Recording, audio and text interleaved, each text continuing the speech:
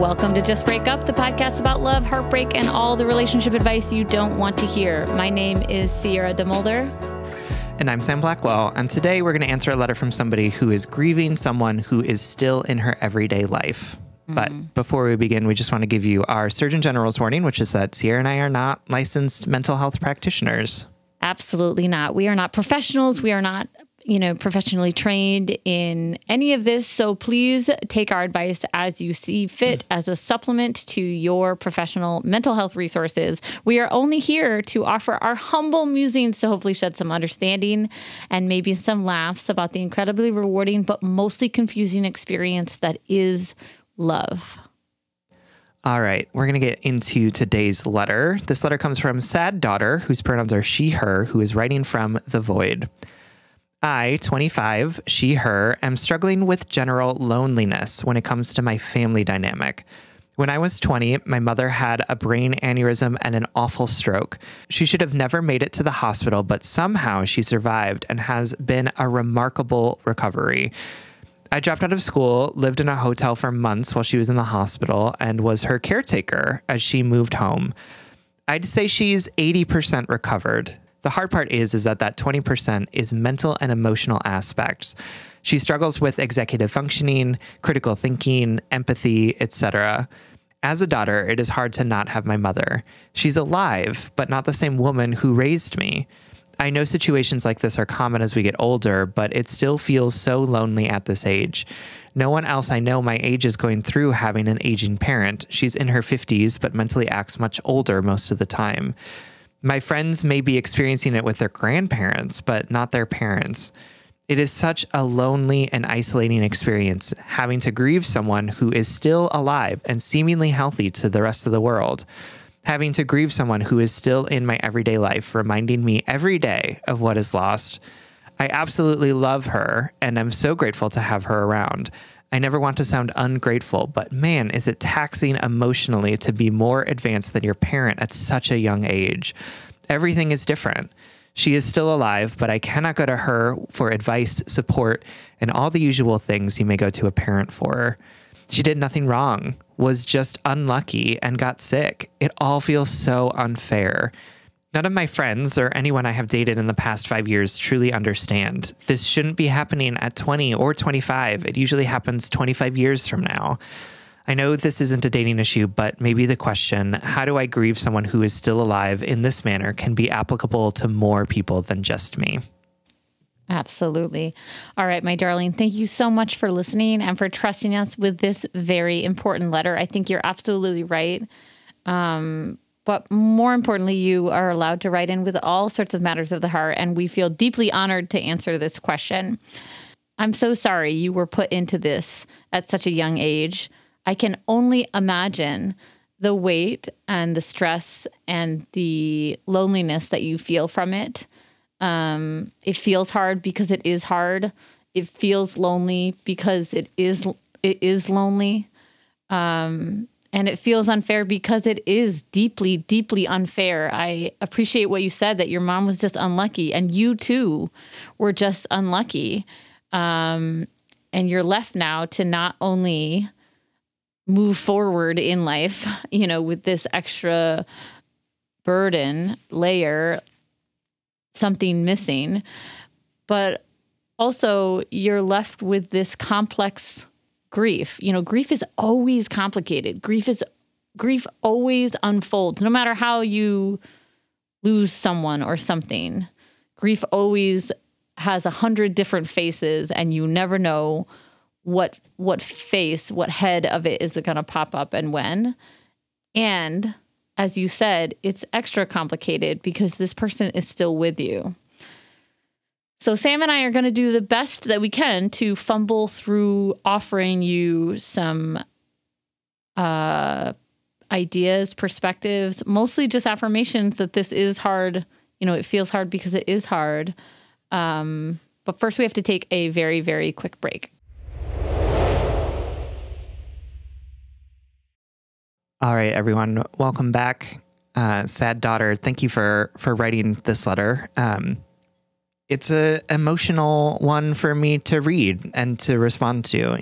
I I think the line specifically about, I can't go to her for advice, support, all of the usual things that you might go to a parent for. What a wicked blow to have, right? At a time when you need your parents' advice, sometimes even the most when you're in your 20s. Yes. And to like have that not be there anymore. It's hard. It's just so hard, at this moment in your life where you're expected to figure out what being an adult looks like and feels like and how you should be operating, not having that with you is really hard. And like, I think about my dad the most when I'm trying to do some sort of house project that he never taught me how to do, right? That's when I'm in the deepest amount of my grief, when I'm trying to figure it out for myself. And I'm like, if he were just here, he could tell me, right? He could help me figure this out.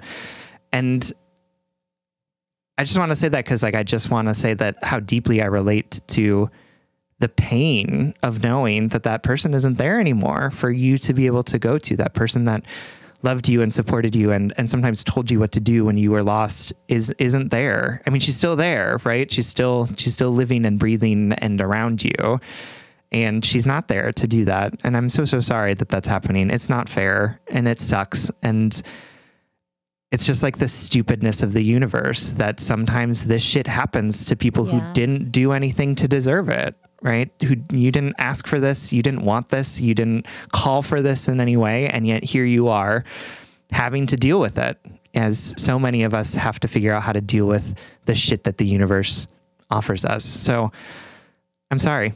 And I hope you know that even though I don't know exactly what you've experienced or are experiencing, because I don't know what it's like to live with your mom or have your mom, I just want you to know that like some of the stuff that you're saying in your letter feels so deeply relatable to me as somebody who has lost a parent that I want you to feel a little less lonely in knowing that you're not the only one who feels this type of stuff, right? You're not uniquely fucked up in this. You're not uniquely challenged by this, right? Like it's challenging and it's fucked up in so many ways. And I see the pain and I can understand a piece of it, even if I can't understand the whole.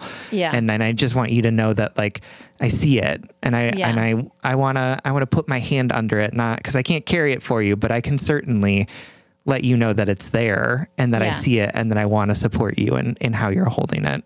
Yeah.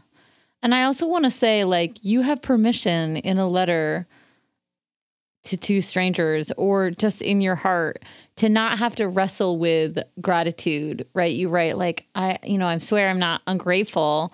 And of course, no one would hear this scenario and be like, well, she's not grateful enough that her mom survived. Anyone I can think of and anyone I care about would think, wow, what an incredibly strong person to be able to endure this and to self-reflect in this way while steeped in such a challenge at such a particular age too. Like this, Sam said it so beautifully that like, this is the age where you should be more burdenless. You should be more carefree. You should have the infrastructure of supportive mentors, you know what I mean?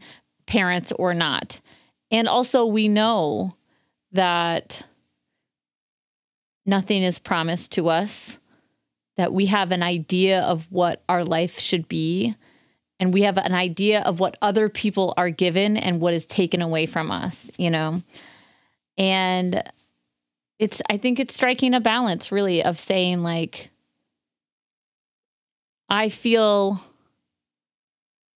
uniquely wronged by this lived experience that I have been forced to experience, right? And I am not unique in this suffering. And that's what's hard, is that our suffering makes us feel so incredibly isolated because we look at everybody else. We look at the other friends partying on the weekends or having parents around or whatever. But then And we think, well, they have it all or they have it easier or whatever. And sometimes they do. And sometimes they do. And that just feeds that loneliness. It just feeds that sense of, why me? And in the exact same moment, in the exact same breath, we don't know what those other people are going through. We don't know, what that supportive, like what that child experienced in their youth who has that supportive parent now or whatever, And I think it's I'm stumbling on my words a little bit because I don't want to say solely, I don't want to only say we don't know what everybody else is going through. And also, I want to say that a little because I think our loneliness, our suffering wants us to suffer alone. And it wants us to say, my suffering looks nothing like anyone else's and no one else could relate, Like it wants us alone. Our suffering wants us to, be isolated. And I said earlier, this is isolating. This feels isolating because it is isolating, or like it feels lonely because it is lonely. And also the people in your life might not be able to ever know in their body what it feels like to be in this situation. And also they want to support you. They want to be there at the capacity that they can be. Is that enough?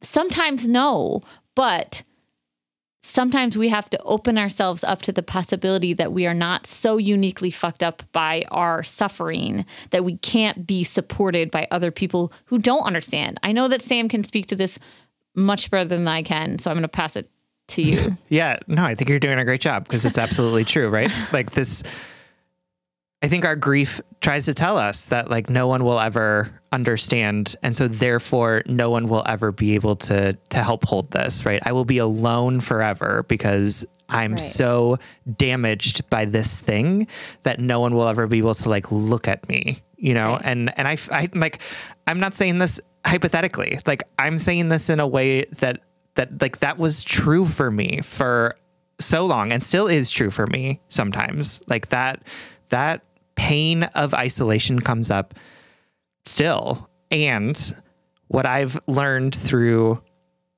my own grieving process is that like people don't get it and they never will. And because even if they've lost a parent or even if they've had a parent who has gone through something similar, they don't know what it's like to be in your body with your mom, right? Like this is absolutely unique to you. And people who haven't experienced anything like it will never get it because they haven't experienced it. And people are trying in their own messed up and silly and complicated ways to show you that they care. And they're capable of continuing to love you deeply, even when they don't understand this particular part of you, right? And I know that like in this moment, this feels like the defining part of you, right? Like this feels like even if they love all the other things about me, they'll never be able to love me because this is the thing that defines me. My mom's stroke, my mom's inability to take care of herself, that's the thing that makes me who I am. That is going to be me forever. And so true in so many ways, right? Like this is big, like this, I'm not trying to minimize that this is like deeply disruptive of your life, of who you are, of your relationship. That's all 100% true. And this is a thing that makes up who you are. It is not the only thing that makes up who you are. And part of what I had to recognize is that like, yeah, for sure, maybe people will never learn how to love this percentage of me that's defined by this grief in the way that I would love them to, because they'll just never get it. They just won't know what it was like to experience it. And them loving the other 99.99% of me is enough, right? Like it is still enough to help carry me through, and I can still be deeply and fully loved and seen by them, even if they'll never understand this exact moment in my life. And I'm not trying to diminish how important this is for you, because you are like in the middle of it, right? Like this is like happening for you, and it is taking up a lot of your time and energy and space, and like it should, because it's huge. And I just want to offer that in a way to help situate all of this in a way that I hope makes it easier for you to hold and carry.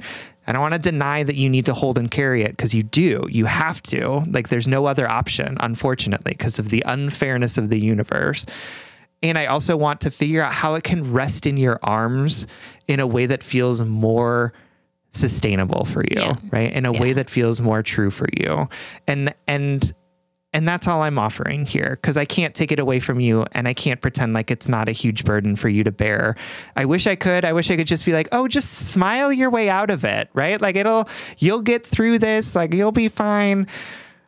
But I do want to say, from my own experience of what this grief looks like, here's where I would position my arms, right? Like, here's how I've learned to hold this thing that has never been fully taken away from me, but has become easier for me to understand, wrap my arms around, and hold in a way that feels sustainable and supportive for myself. Yeah, I think that's so beautiful. And I always feel so lucky for our listeners, with our listeners, that you're willing to share some of those insights with us, because it helps people, because it helps me. I want to say two more things, sort of echoing Sam's sentiment that we're throwing things at the wall right now, but mostly we just want you to feel like we see you and how hard this is. I want to say, Sam used the word sustainable earlier, and I want to highlight two things. Your friends, the people in your life right now, they do want to love you imperfectly. They do want to support you imperfectly. And also, if I look at a time in my life in which I was the most self-absorbed and the most untethered, That's real. It is the time that you are in. So yes, you're doubly right that this is unfair that this happened, and it's unfair that it happened in this time of your life, because I know for a fact your support system may not be as capable as they will be in 5 years, 10 years, right? Does that mean you should not be reaching out to others? Does that mean that you shouldn't, I don't want you to, if you're willing to be seen, there are people out there who are willing to see and validate you. They're not going to love you perfectly. They can't support you perfectly, but you have to let yourself be loved by them. And also, I just want to acknowledge that maybe that follow through is not going to be the strongest thing right now from some of your friends, but that's going to get better. That's also just one of those, this is a fucked up thing that I'm going to name right now. And also, it is so important right now, as you are giving so much in your life, the thing they say on airplanes, right? Put your mask on, put your oxygen mask on first before assisting other people. I always will love that metaphor, because I learned it while teaching. I learned it while taking care of young teenagers, and really feeling like I could give and give and give and give and give. And then I would find myself totally depleted. You are being asked of a lot right now. The world is asking a lot of you. It's demanding a lot from you, and you are strong. You are resilient. You are unfortunately capable, right? And also, that is that much more of a reason for you to reach out, for you to take care of yourself, nurture yourself, practice how to be tuned into what you need and giving it to yourself, or asking others for it if you can. And I know that we are, like Sam said, you are in it right now. You might not be in the space where you can sit down and write a list of things that would make you feel better in this moment, right? The other day I was told that I need to go get a doctor's appointment to get something removed. And I was like, when the fuck am I going to do that? When the fuck in my life, I feel like my life doesn't have anywhere to give right now. And I know you feel that way right now too. And also, I don't want you to burn out. I don't want you to be depleted. I want you to serve yourself as much as you are serving your family. I can't emphasize enough how that is so necessary. It might not feel like it. I know you can run on fumes. I know you can run on nothing. I know you can give when you've got nothing left. And that's not sustainable. You got to start taking care of yourself. If that's finding ways to get space from your mom, if that's finding community members that you can lean on, if that's if that's hiring help, I don't know. I don't know the logistics of your life. I just want to, with the utmost genuineness, sincerity, seriousness, and understanding, say to you, you are also important in this unfortunate circumstance that you've been forced to live out. You are an active player that deserves nurturing, care, rest, love. Absolutely. Absolutely. We love you. I mean, like, just like truly and deeply person to person. I feel so deeply for what you're going through and how this is sitting with you. And I hope that you feel and understand that love and know that Sierra and I see you and really want you to find a way through this in a way that's going to work for you. So thank you so much for trusting us with this question. And we hope that this helps. All right, everyone. It is Friday, so we're gonna tonally pivot a bit and talk about our blind date. So the blind date is when we try and set you up with something that we think you are really gonna like, and this week we want to send you home with. Okay, so a little bit of a story time. Okay, great. I am approaching a challenging couple months of my life. Everything's fine, everybody's gonna be fine, but I'm just like, I'm looking forward and being like, okay, I got to like batten the hatches a little. You know, I gotta get ready for this challenging period.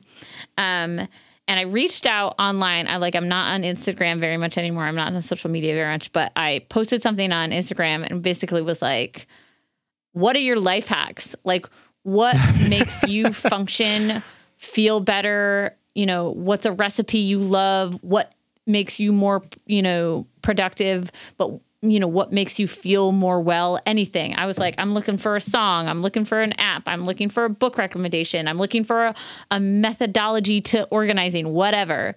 And I got so many, I felt a little embarrassed about it at first, but I was like flooded with people being like, I love this app. It helps me, I don't know, deal with my anxiety. I love this song. It grounds me. I love this meal planning service, and I felt so held in community at that moment.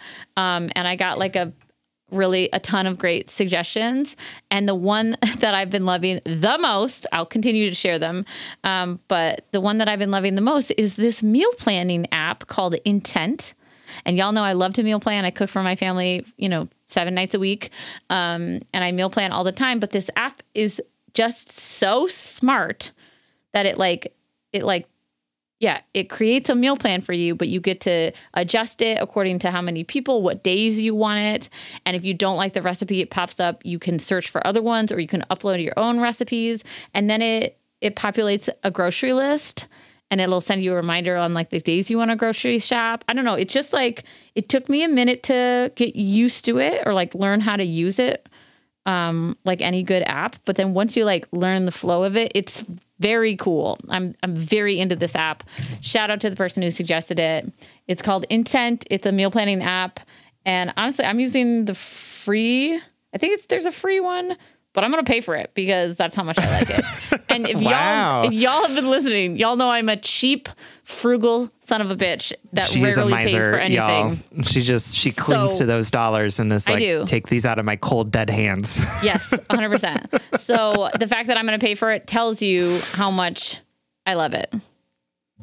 Great. I love that for you. All right, everyone. Thank you so much for listening. If you would like more content from us, or if you would like to support us, if you'd like more content from us, or if you would like to join our monthly office hours, you can support us on Patreon. If you support us on Patreon for as little as $5 a month, you'll pay for Sierra's subscription service to this Intent app. So think about that when you're thinking about whether or not you want to support us. Yeah. Like your intentions. Okay. Yeah, like intent. Yeah. Okay. I just heard tent. That's patreon.com/justbreakuppod. You can slide into our DM, send us your favorite relationship meme, but most importantly, you can submit your questions about all matters of the heart at justbreakuppod.com. which is also where you can find our merchandise. Please remember to like, follow, subscribe, give us a 5-star rating and review.